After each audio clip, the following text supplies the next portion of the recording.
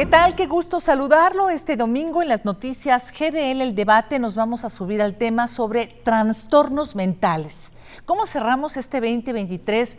Depresión, ansiedad, estrés. ¿Qué es la depresión? ¿Qué es la ansiedad? Lo tenemos sin darnos cuenta. ¿Por qué después de la pandemia decíamos que la mitad de la población iba a tener algún trastorno mental? ¿Qué dicen los expertos? Un tema muy interesante para detectarla a tiempo. Y hoy nos acompaña el doctor José Ojeda Palomera, director del Centro de Atención Integral en Salud Mental, Estancia Breve. Muchísimas gracias. Muchas gracias por la invitación. Gracias por acompañarnos este domingo. Y el doctor Saúl Ramírez de los Santos, jefe del Departamento de Psicología Básica del Centro Universitario de Ciencias de la Salud, el CUCS de la UDG. Muchísimas gracias. Gracias por la invitación. Y también está con nosotros el maestro Gonzalo Paredes Murillo, psicólogo clínico adscrito al antiguo Hospital Civil Fray Antonio Alcalde del área de psiquiatría. Muchísimas gracias. Muchísimas gracias. Pues primero vamos a empezar a definir qué es. Ya ustedes me dirán, o si quieren completar la opinión también de alguno de nuestros especialistas, ¿qué es una depresión? ¿Qué diferencia hay con el estrés? ¿Qué diferencia hay con lo que es pues todos estos trastornos? ¿Cuáles son? Y empezamos con usted, doctor. Muy bien.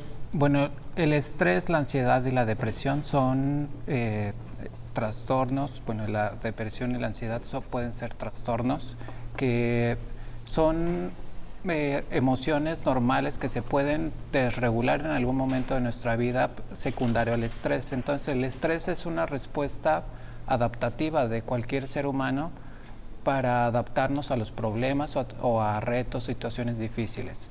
Si el estrés es muy intenso, muy prolongado, esto aumenta el riesgo de que desarrollemos o aparezcan enfermedades mentales.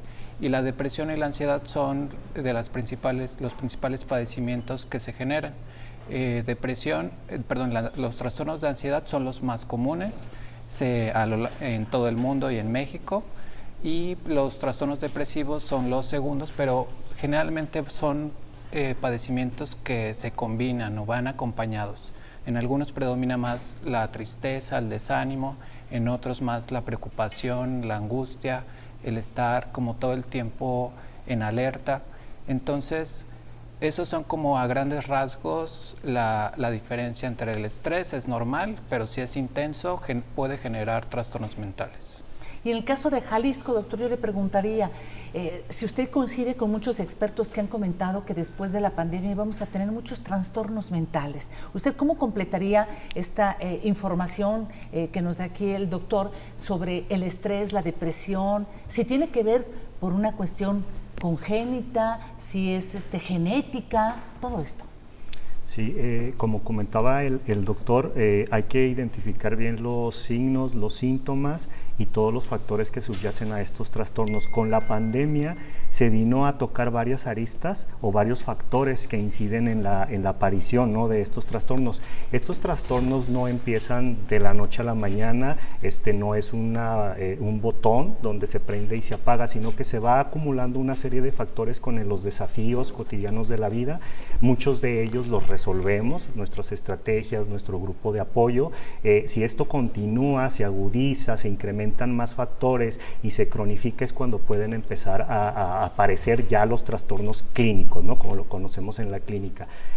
La pandemia sí vino a agudizar desde varias aristas, desde varios factores que inciden en nuestros trastornos. Por ejemplo, el tejido social, las relaciones familiares, la interacción con los papás, con los hermanos, con los tíos, el dejar de estar conviviendo con los compañeros de trabajo, socializar en ambientes de ocio, de deporte, ese por un lado. Por otro lado, la alimentación, cómo cambió nuestros estilos de alimentación, el ejercicio, enfermedades crónicas subyacentes desde el punto de vista biológico. Entonces, todas estas aristas van mermando y van proponiendo un estado de vulnerabilidad cada vez más susceptible susceptible para el desarrollo de todos estos trastornos. Empezando con el estrés es, todos estamos sometidos a estrés. De hecho, el estrés en su medida es benéfico, es lo que nos permite estar en dinamismo, en crecimiento. El punto es cómo lo abordamos, qué tanto estrés percibimos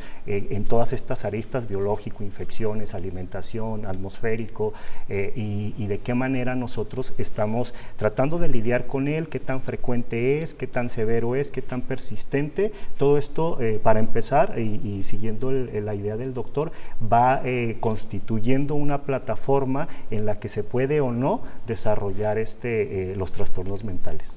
Y maestro Gonzalo, completando también lo que dice el doctor Saúl, ¿cómo está la población de Jalisco en cuanto a estos trastornos mentales? ¿Cómo está nuestra población?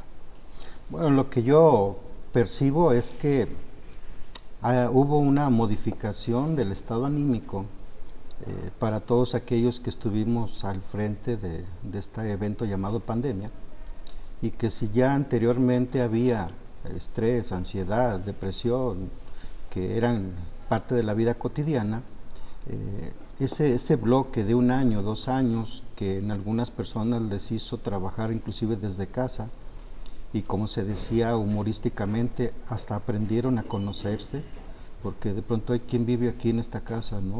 Resulta que hay más de un miembro. Entonces hizo que algunas familias reestructuraran el sistema familiar, y desde luego ahí encontramos fórmulas de apoyo, pero también hubo estructuras en donde el estar por fin todos en casa juntos no siempre colaboró. Y claro, quienes tenían empleos fijos, hablando de un sueldo constante, pues a lo mejor no había tanta discomodidad, pero quienes dependían de una cuestión comercial, el ánimo se mueve. En el caso de los jóvenes, lo que vemos en este evento post-pandemia es que el sueño, la calidad del sueño, se distorsiona también. De hecho, en poblaciones estudiantiles el sueño sigue siendo ese problemita que no permite inclusive pautas de concentración, ¿no? Es decir, ¿qué es lo que estoy tratando de dar a entender? Que las estrategias de enfrentamiento y afrontamiento a la vida diaria, de todos los elementos que ya mencionaron aquí, han hecho una mayor vulnerabilidad. Hoy pareciera que estamos buscando un doble esfuerzo de lo que ya era con lo que ahora es en estos cambios, para buscar mejores estrategias de cómo salir adelante. Y a lo mejor un elemento que agregaría también en este apartado de los concomitantes es que las enfermedades médicas, físicas, también forman parte de que la enfermedad mental se mantenga, o por lo menos para un sistema hospitalario es muy común que nosotros vemos como un estado anímico puede moverse, puede variar, puede permanecer, dependiendo también si hay una evolución médica o no. Bien. El mismo paciente o la misma sociedad podemos detectar, porque todavía no vemos la diferencia de una ansiedad, una depresión y un estrés. Entonces, ¿qué características puede tener un habitante para que ustedes digan, oye, él se conoce y él sabe que es una depresión? Entonces, si es una depresión, ya tiene que ir con un especialista porque sabemos que es una enfermedad, ¿es así? Y pensaríamos, no es un trastorno, es algo ligero, dependiendo de la circunstancia en la que está, a lo mejor un duelo así, es una depresión, pero va a salir de ella. Y no, primero tener que ser, es una enfermedad. Sí, tenemos que no tenemos que patologizar todas las emociones, pero tampoco las tenemos que normalizar. Entonces, el estrés, como para dejar un ejemplo, sería más o menos como cuando teníamos miedo, incertidumbre de cómo nos iba a ir en un examen. Sí. Ese sería como el estrés. Y nos va bien en el examen y ya después desaparece. Sin embargo, cuando el estrés es intenso o prolongado, puede haber cambios en la neurobiología de las personas o de la persona que lo está padeciendo, y eso puede empezar a generar estados depresivos o estados de ansiedad. Un estado de ansiedad sería un estado de tensión física en la que hay taquicardia, empezamos a sudar, se nos va el sueño, se puede también estar irritable, estar preocupados por muchas cosas, por cosas de la vida cotidiana, cosas que en otros momentos de su vida no se estaban preocupando, y Para definir un poquito más la depresión con ejemplos, serían personas, generalmente puede haber datos de ansiedad también en la mayoría de los casos, pero la depresión a veces puede ser normalizada cuando es crónica.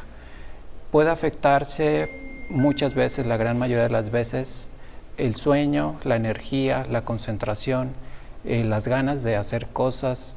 Si estamos trabajando, podemos ir a trabajar, pero hay personas que tienen que hacer un esfuerzo mucho mayor o sienten que el cuerpo les pesa, se les va el apetito, a algunos les da más hambre. Entonces es todo un conjunto de síntomas que no aparecen de un día para otro. Es algo que poco a poco se va instaurando y pues ahí es en donde tenemos que intervenir.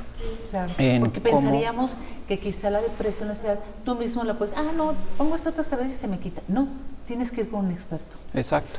Y ejemplos para definir un poquito más, puede ser diferente la presentación dependiendo de las edades y el género.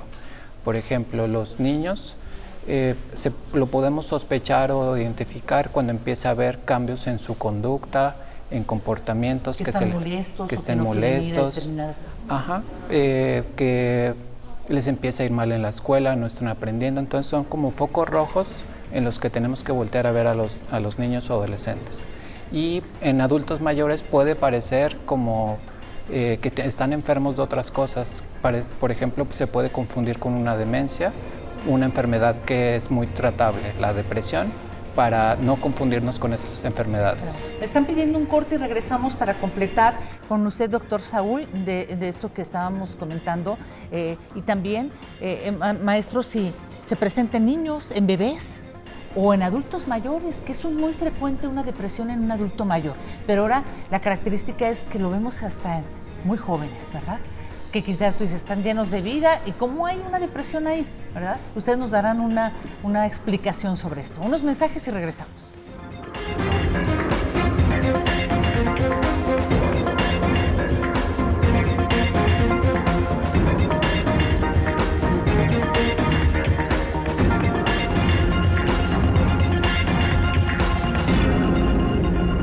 Al tema de trastornos mentales para cerrar ya este 2023 y estábamos comentando de la ansiedad, de la depresión y del estrés. Estábamos comentando que es multifactorial, doctor Saúl, porque diríamos, bueno, la depresión sí es una enfermedad o sí es un trastorno, pero entonces la ansiedad no. Sí, también. Sí, así es. Aquí, y retomando la pregunta que me habías hecho hace un momento de que si es genética, si es hereditaria, no es hereditaria, pero eso no significa que la genética no tenga su peso o que ver. Entonces, aquí creo que es importante empezar a dar más información como este foro a las personas para que entiendan que las enfermedades, los trastornos mentales son progresivos y no siempre se clasifican como trastornos. Y aquí la importancia de empezar a detectar de manera temprana, antes de que se clasifique clínicamente como un trastorno, podemos nosotros tener varias acciones, podemos tener varias maneras de incursionar o de favorecer que se permanezca de manera saludable y que no progrese algo clínico. Por ejemplo, el aparato psíquico, ¿sí?, que es en lo que nos fijamos para poder diagnosticar un trastorno mental, tiene mucho peso las interacciones con los demás, ¿sí? Cómo nos relacionamos en la escuela, en la familia, en el trabajo, y abajo de todo esto está lo biológico, lo intrapsíquico, lo experiencial, lo cultural, el ajuste, pero finalmente lo que vemos, lo que nos da un indicio es la persona si está funcionando, si ella se percibe a sí misma como funcionando adecuadamente en estas esferas. Pero debajo de todo esto nosotros tenemos que revisar los neurotransmisores, alguna enfermedad subyacente, la genética, si tiene alguna predisposición, que aunque esto no es hereditaria, sí son granitos de arena que pueden ir favoreciendo un trastorno. Entonces, ¿cómo percibimos percibe la persona, qué herramientas ella percibe que se tienen para dar solución a los problemas. ¿Tiene acceso a la salud? ¿Tiene acceso al deporte? ¿Qué tanto percibe y qué tanto es real? Entonces, como estamos viendo, es algo extremadamente complejo que nosotros tenemos la obligación como profesionales de la salud mental de ayudar a que los usuarios entiendan esto de una manera sencilla pero poderosa, para que sepan qué sí pueden hacer: dieta, estilos de vida, sueño, y qué se nos escapa de nuestras manos. Como vemos, o sea, es un abordaje que no nada más impacta al especialista en salud mental, claro. impacta el entrenamiento en la persona, la sociedad y el acceso y en políticas públicas. Claro. Algo que comentó también aquí el maestro Gonzalo es la situación del sueño. Yo creo que todos los pacientes que van con ustedes, que eso también será otro tema de debate, que no tienen un sueño reparador, y eso nos detona muchísimas afectaciones con la angustia, el estrés también y la depresión. ¿Eso es cierto, maestro? Bueno, de hecho, sin proponérselo todo al sueño, sino a estas multivariables, cuando no hay una calidad de vida o una estabilidad, por lo menos, por eso mencionaba lo de afrontar la vida o enfrentarla, que en esas capacidades de resolución, empieza a generarse estos niveles tensionales que pueden llamarse ansiedad o pueden llamarse estrés, cualquiera de las variables que le pongamos. Y nos dan una pauta de algo que yo le llamaría un triángulo del estado anímico, por decirlo así, ¿no? Es decir, ¿cuándo realmente es una depresión? Con sus características identificatorias. ¿Cuándo realmente es una ansiedad? Con las mismas. O cuando es una tercera línea que tiene que ver con el pensamiento mórbido. El pensamiento mórbido, o que también es reconocido como la rumiación, es cuando tenemos una cabeza que tiene un problemita y que ese problemita se convierte en un problemota en la forma en que lo reestructuramos, o que es algo que debió haber disminuido la forma de estarlo revisando por el evento que tuvimos en 10, 15 minutos, pero que se convierte en una circunstancia repetitiva por todo el día, pues se llama rumiación, como el evento que hacen. Y como esas han de ser un montón las que tenemos de rumiación, ¿verdad? Y entonces sumamos, por eso el Manual Internacional de Trastornos Mentales, llamado DSM, a mí me gustaba cuando estaba en la fase de DSM-4, porque tenía un diagnóstico que me fascinaba, que era trastorno del estado de ánimo debido a enfermedad médica. Entonces, si la enfermedad no cesa, el pensamiento y la emoción puede que tampoco. Y luego, ¿el pensamiento y la emoción pueden causar también enfermedades médicas? Claro que sí. Entonces se vuelve quién es quién primero, ¿no? Pero en el punto de la rumiación DSM dice que no debe de pasar más de 2 semanas para que el problema se resuelva. Que no debe de pasar de un mes. Es como el ABC. Otra chance, pues un mes, órale, pues, ¿no? Una tercera chance, que no debe repetirse más de 3 veces en el año. 3 oportunidades para que el problema, pero cuando no, pues entonces por eso hoy el diagnóstico para la depresión más práctico es la persistencia. Es decir, es una depresión, es un estado anímico que ya tiene demasiado tiempo. Y ya como usted lo mencionaba también, la normatización es que estamos tan acostumbrados a cómo se siente y cómo los demás nos perciben con un comportamiento específico desde hace tiempo, que aunque sea depresión, parece que no preocupa, cuando en realidad puede llevar a grandes consecuencias. Claro, eso de que no preocupa, y dices, bueno, pues ocúpate. ¿Cómo podemos entonces nosotros, doctores, evitar, detener o atender una ansiedad, una depresión y un estrés? ¿Cómo podemos, así como decir, bueno, hazte estudios, chécate, entonces ¿qué? Tiene que ser muchísimos aspectos para poder detener o atender y no llegue a algo crónico? Yo creo que primero que nada tenemos que como sociedad combatir el estigma a las enfermedades mentales y sus tratamientos. ¿No se le está dando la atención que debía? No diría eso, más bien que el reto es enorme.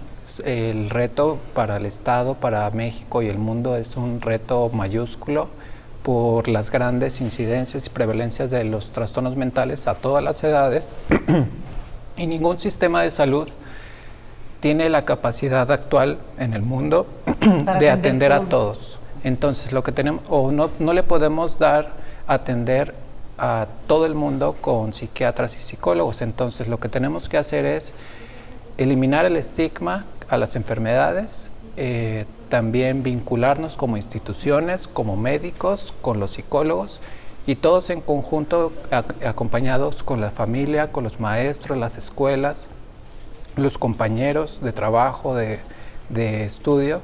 Entre todos podemos identificar cuando nos sentimos mal o cuando alguien se está sintiendo mal. Entonces, si empezamos a normalizar esto y atacar el estigma social y el autoestigma también a estas enfermedades, entonces eso podemos hacer para que las personas lo vean como un estado anímico que puede ser transitorio y tratable. El problema es que no lo identifiquemos y que no lo tratemos, porque si no lo tratamos, ahí sí viene el problema de la recurrencia y las posibles complicaciones. Posibles complicaciones me refiero a que por el estado anímico podemos empezar a hacer cosas que nos ponen en riesgo, por ejemplo, adicciones,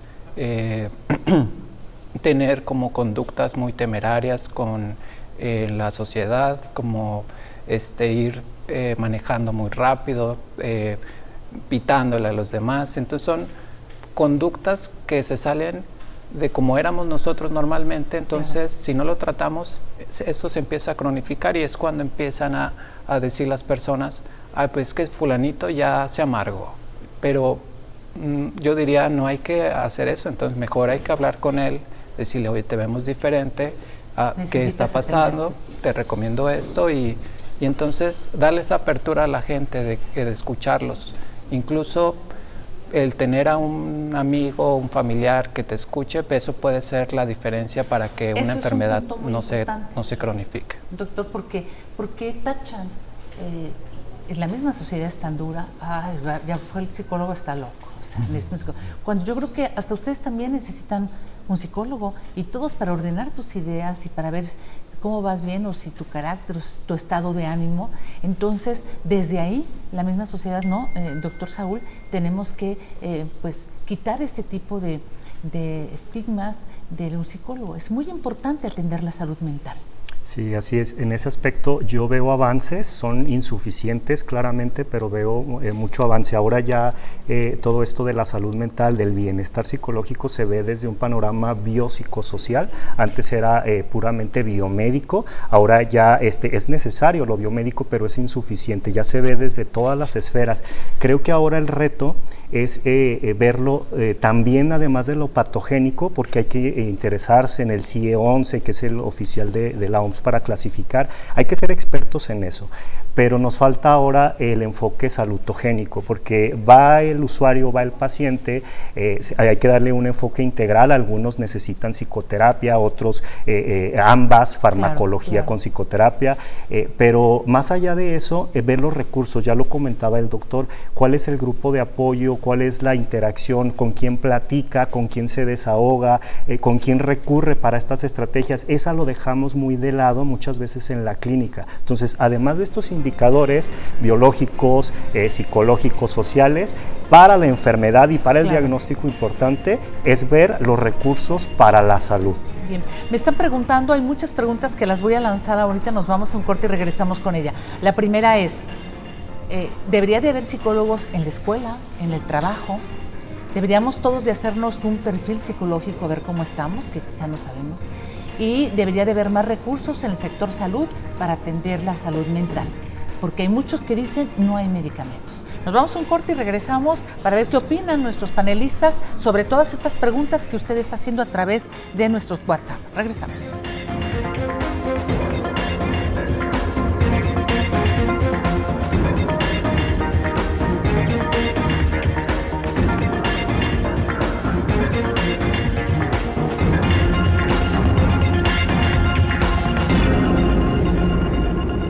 Pues regresamos, trastornos mentales. ¿Cómo tenemos depresión? ¿Cómo tenemos ansiedad? Si tenemos depresión y no lo tratamos, ¿qué va a suceder en el hogar?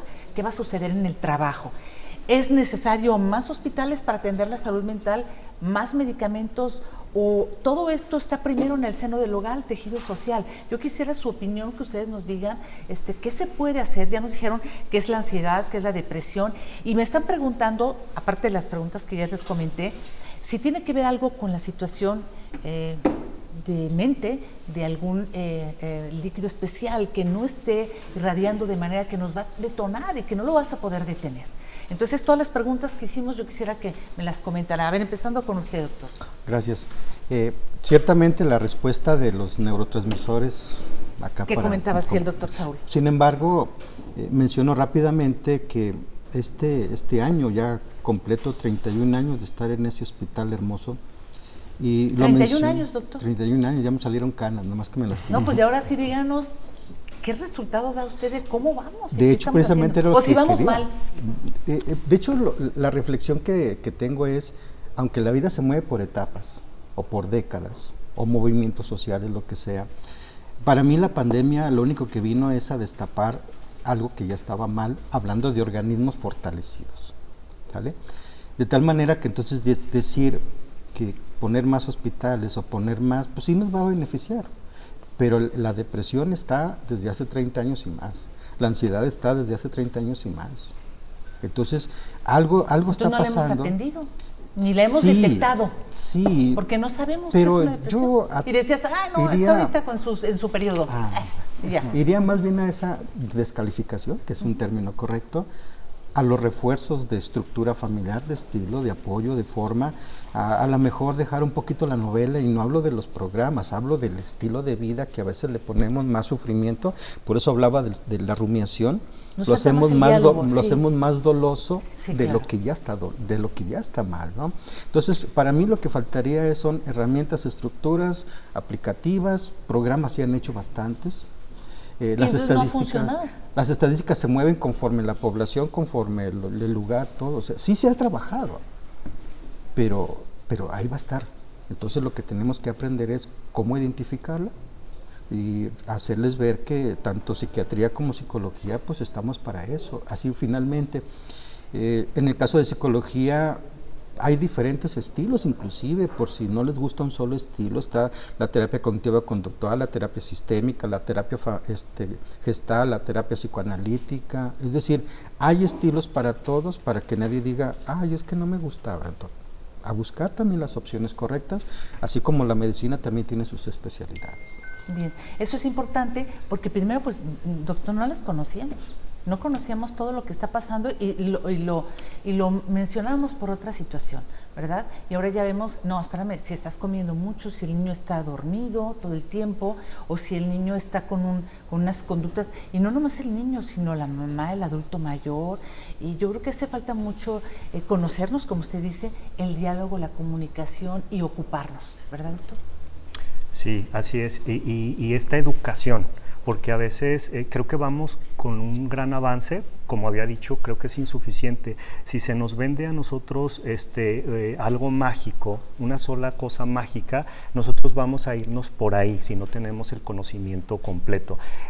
Una sola cosa no nos va a resolver este problema, y más hablando de salud mental. Entonces creo que el dar este tipo de información a las personas, de ver cómo podemos empezar a contribuir, que hasta cómo comemos, las enfermedades que tenemos tratadas o no tratadas, una glucosa alta, una diabetes, una hipertensión, el sueño, obviamente acceso a medicamentos cuando se requieran, el ejercicio. Si empezamos a ver todo este constructo, estilos de vida, vamos entonces a poder de una manera más sistemática decir, esto lo puedo hacer yo, esto requiere un equipo de profesionales de la salud para que me indiquen, esta otra cosa no depende de mí, a lo mejor ya es de la economía, de las políticas de medicamento, de acceso a hospitales. Entonces es un entramado muy complejo. ¿Qué podemos hacer? Dependiendo de cada caso, puede haber una solución más o menos fácil, difícil, inmediata o no. Eso se debe de estudiar caso por caso. Pero es importante que empecemos a que la población conozcamos cada vez más esto y no nosotros quedarnos como expertos. Nosotros tenemos la obligación de estarnos actualizando, de estar conociendo todo eso, pero la población requiere que se le empiece a dar esta información para que no tenga que recurrir siempre a nosotros nosotros. Ella pueda empezar desde la Desde promoción casa, y la prevención. ayudar, una corresponsabilidad. Y es por eso estos programas de debate con esto que nos preocupaba mucho. Decíamos, ya la mayoría de la población habla de ansiedad, de depresión en todos los niveles, ¿verdad? Y también yo considero, ustedes me dirán si completan esta información, la cibernética, la computadora, los móviles. Vemos unidades deportivas, pero donde están todos con el móvil. También es un riesgo, ¿verdad? No saberlo manejar con responsabilidad. De hecho, ese es un tema muy delicado, muy debatible. El próximo año ya se lanza, o ya se está casi por lanzar el CIE 11, está como en las últimas revisiones, y me gusta que agregan no un trastorno ni una enfermedad, condiciones que tenemos que tratar, y dentro de eso es el uso excesivo de computador, de recursos, de videojuegos o de dispositivos electrónicos. Entonces, claro que es un factor de riesgo la cibernética, el internet, y más en niños o adolescentes que están aprendiendo a vivir o a cómo adaptarse a este mundo. Son seres humanos en desarrollo que les tenemos que ir guiando, enseñando cómo manejar los problemas, y si los dejamos solos en el celular, pues se pierden la capacidad de aprender habilidades sociales por jugar un partidito de fútbol, por jugar las traes con los compañeros, juegos de mesa, o sea, la vida normal como la conocemos, pues esa es la forma en la que vamos aprendiendo a interactuar con el mundo y aprendiendo a resolver los problemas, los retos. Entonces es un problema, yo lo veo como un problema, que los niños, la gran mayoría, utilicen dispositivos electrónicos, principalmente cuando no hay vigilancia o cuando el uso no es indiscriminado, como todo el tiempo. Y además también darse cuenta, ustedes ya nos están diciendo los síntomas, sí desde casa, como usted dice, doctor Saúl, pero doctor Gonzalo, usted comenta también que hay que atenderse, que hay que dialogar, hay que ver el problema y hay que checar, y no hay que dejarlo a un lado. Y los tiempos. Y los tiempos también, ¿verdad? La capacidad también, porque ahora ya está dentro de incapacidades la depresión y el estrés, y cada vez mayor, ¿verdad? Y vemos a un menor, cuando antes decías, pues el menor jugaba y todo, y ahora no va a haber capacidad del sector salud para ello. Ahora, hay algo que quisiera yo comentarles. Si la salud mental se puede tratar de manera integral con las adicciones. Ahora hay el proyecto de fusionar, SALME, de fusionar también el problema de adicción, y si todo eso tendría que ser en un complejo para poder atender. A ver, su opinión de cada uno. Las adicciones y las enfermedades mentales son condiciones que van muy de la mano. No significa que todas las enfermedades mentales tengan una relación a una adicción, pero una gran proporción de personas que padecen enfermedades mentales tienen alguna adicción o algún consumo perjudicial de sustancias. Entonces, si es una estrategia nacional y también una propuesta mundial el fusionar y tratar estas enfermedades o estos padecimientos en un solo lugar, en el que cualquier médico, cualquier psicólogo, psiquiatra tenga esa capacidad de identificar tanto enfermedades mentales, comportamientos adictivos o consumo excesivo de alguna sustancia, porque si no lo tratamos, eso nos puede derivar en enfermedades mentales, o que se complique o que no vaya mejorando. ¿Una enfermedad mental también lleva a otras más? Sí, así es. Es importante también aquí mencionar que los trastornos mentales son categorías que nosotros construimos. ¿Para qué? Pues para ayudarnos a entender mejor los fenómenos. A veces entre los mismos profesionales de la salud nos perdemos en esta distinción. Estas cajitas en el DSM, ahora en el CIE 11, nos ayudan muchísimo para tratar de entender qué está pasando con las personas, pero son categorías que uno construye extremadamente útiles. Aquí lo importante es entender y darle conocimiento a la población que es una graduación, no es un botón de que de pronto caigo en una cajita o no, sino que empieza con una serie de desregulaciones y entonces después decimos, ¿dónde metemos esta cajita? Ah, cabe en aquí, cabe acá, es lo que le llamamos comorbilidad. Entonces por eso a veces no sabemos si clasificarlo con uno, con otro, con dos o con tres. Creo que además de eso, que es importante, es empezar a atender, más que en qué cajita cae, que es útil, empezar a ver cuál es el problema que llega a ser problemas comunes, lo que dijo el doctor, o sea, tener un equipo interdisciplinar donde sea la alimentación, los estilos de vida, la percepción, los entrenamientos en manejo de estrés, de emociones, calidad de sueño, o sea, ver esto, y luego lo político, ¿no? Entonces, creo que empezar a verlo de esta manera integral va a empezar a dar mayores resultados. ¿Verdad? Sí. Bien, eso es muy importante y sobre todo el diagnóstico que ustedes hagan, aunque cada caso es especial, pues un diagnóstico que nos debe decir, a ver, espérame, yo creí que tenía estrés, pero no, tengo depresión, entonces se tiene que tratar.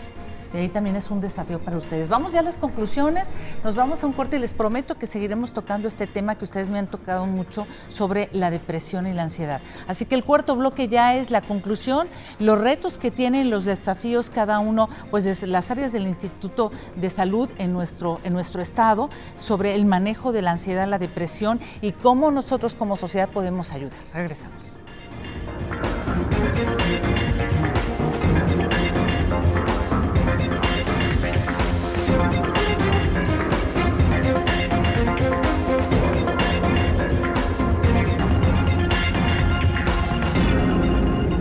Bien, seguimos ya las conclusiones con este tema sobre trastornos mentales que se ha agudizado en este 2023 y vamos a pedirle al doctor José cuáles son para él las conclusiones y también quitar esos mitos. Ah, bueno, si ya toma medicamento ya lo va a estar tocando todo el tiempo, ese medicamentos que algunas veces ustedes saben que la persona lo requiere, dejar esos mitos de que si van con el psiquiatra, con el psicólogo ya vas a estar dopado toda tu vida. Esto también tenemos que quitar un lado para que se pierda el miedo y tomar con seriedad este tipo de trastornos. Doctor José, ¿cómo concluye usted?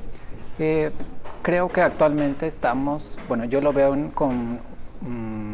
como con esperanza. El problema es muy grande, es un reto que no sabemos cómo lo vamos a enfrentar en los próximos años como sociedad, como país, como mundo.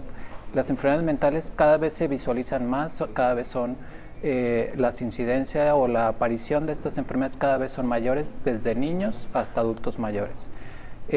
Si una persona cambia su conducta o su comportamiento a como era anteriormente o le empieza a ir mal en algunos aspectos de su vida, esos serían los momentos en los que yo diría que hay que buscar ayuda. O cuando empieza a haber problemas de insomnio, lo que hablábamos, el sueño es fundamental y casi siempre cuando llega a haber una desregulación de nuestras emociones se va alterado el sueño. Y lo veo con esperanza este reto porque estamos en el siglo XXI, es muy diferente las condiciones a como estábamos en el siglo pasado. En el siglo pasado era un estigma enorme a tabú terrible hablar este tipo de enfermedades psiquiátricos. Aparte no teníamos medicamentos o principalmente medicamentos o intervenciones que probaran que eran eficaces para tratar estas enfermedades. Entonces cada vez tenemos más medicamentos que conocemos cada vez más, que no son adictivos, son muy seguros, te puede ir muy bien y no los vamos a traer dopados ni todos adormilados, que es lo que les preocupa a las personas. La intención de un tratamiento integral es hacer todos los cambios que hablábamos del estilo de vida, pero también si es necesario algún medicamento, no tener miedo a tomar un medicamento. No nos vamos a hacer adictos si necesitamos un antidepresivo, un ansiolítico. Pueden ser medicamentos muy seguros cuando los utilizamos con el acompañamiento de un médico, con el acompañamiento de psicología.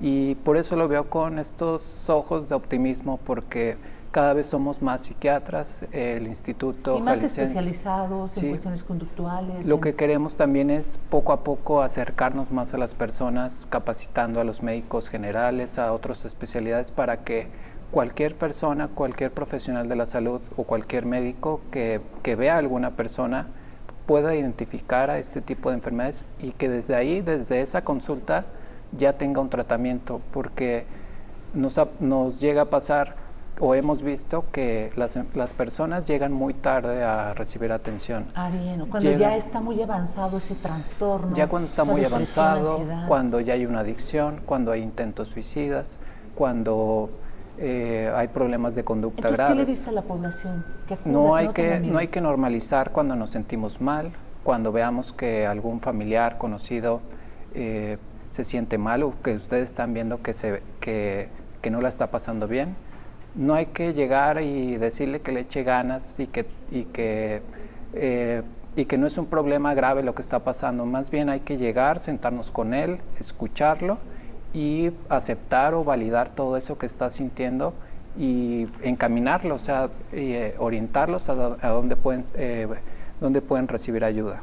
Bien, eso es muy importante y no temer, ¿verdad? Porque muchas veces es quizá un duelo decir, tienes depresión. O sea, ¿cómo tomarlo él y la familia? Sí. O muy a la ligera también, ¿verdad? Sí, la familia es fundamental, es la principal red de apoyo de cualquier persona. Entonces tenemos que fortalecer también esa integración familiar, el que hay también escuela para padres, cómo también podemos orientarlos para que manejen problemas de conducta, cómo ir guiando también a las familias, cómo resolver un problema con la pareja. Claro. Entonces, no solo, como decían anteriormente, no solo una palabra que empieza con L y termina con O, que la tienen que eliminar del vocabulario, porque no solo las personas que les decían así son quienes tienen que ir, muchas personas lo necesitamos, o es también sano querer ir a una atención de psicología para identificar nuestros errores, en qué podemos cambiar, cuando tenemos una situación difícil, pues cómo le podemos hacer, porque puede haber momentos en los que se nos cierra el mundo, no sabemos cómo para dónde darle, y entonces ahí es cuando necesitamos de nuestros familiares, amigos, compañeros, y como amigo, como compañero, como familiar, tampoco no tenemos que hacernos de la vista gorda. Hay que enfrentar los problemas lo antes posible, porque si no, empiezan a ver las complicaciones que ya hablamos. Bien, muchas gracias. Doctor Saúl, ¿cómo concluye usted? ¿Y qué mensaje da a la población que nos está viendo? Yo invito a la población a que sigamos colaborando. Esta es una situación en donde debemos estar población, individual, gobierno, instituciones, y que tengamos una mirada dual o doble visión. Por ejemplo, nosotros desde la Universidad de Guadalajara estamos haciendo esfuerzos por unir la investigación, la academia, con los hospitales, con los institutos, para que lo que se investigue llegue rápido a aplicarse. A veces estamos muy aislados, se está favoreciendo de que esta investigación sea aplicada, y que lo aplicado nos diga cuáles son los nuevos retos. Entonces se forma una mejora continua en la que debemos de estar preparados. También en la población que identifique todos estos hábitos de vida, estos estilos de vida, cómo come, sus enfermedades, y nosotros en las instituciones empezar a abordar estas situaciones de manera integral.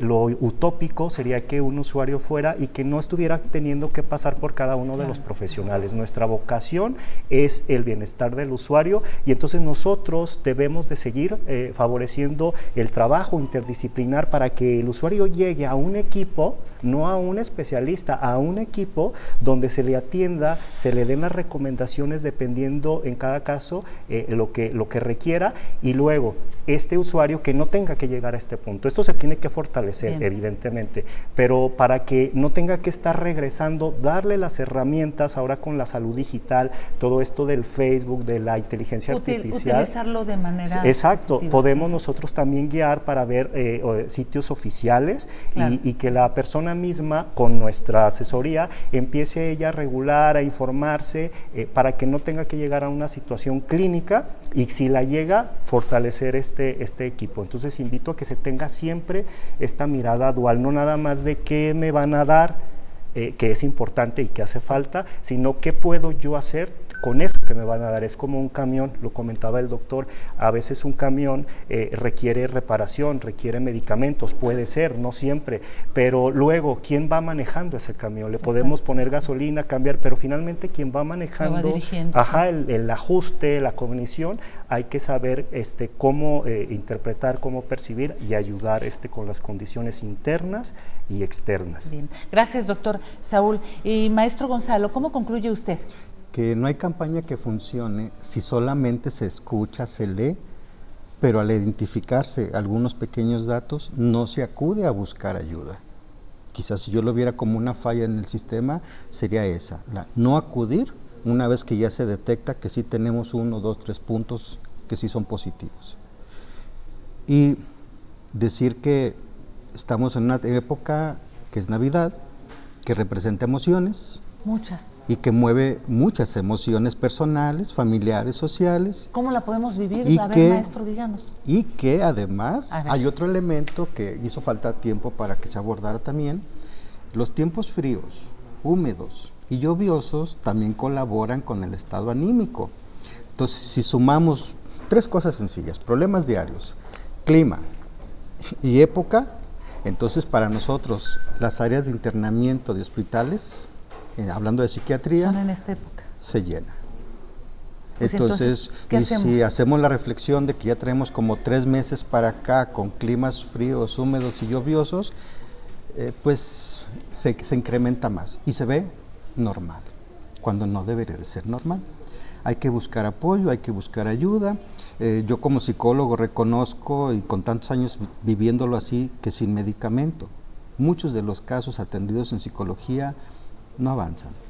Hay casos que no lo requieran, pero otros sí. Sin el medicamento en ocasiones no hay una mejora significativa. Claro. Así es. Y que no lo satanicen, más bien hay que tomarlo para tranquilizarse y salir adelante. Y el diálogo. Sí cambia todo. Claro. Sí cambia todo. Claro. Se reduce el pensamiento, se mejora el ánimo y hay más ganas de volverse a activar a buscar soluciones.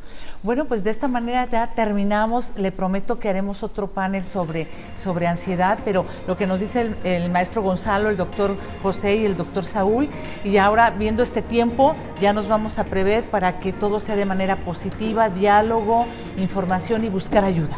Con eso nos evitaríamos muchos casos con desenlaces fatales, ¿verdad? Y muchísimas gracias en esta primer parte de lo que sería este panel sobre trastornos mentales. Gracias, doctor José, muy amable. Doctor Saúl, gracias. Muchas gracias. Maestro Gonzalo, muy amable. Gracias. Y feliz domingo para usted, y hay que tomar en cuenta todo lo que los expertos este domingo nos comentaron.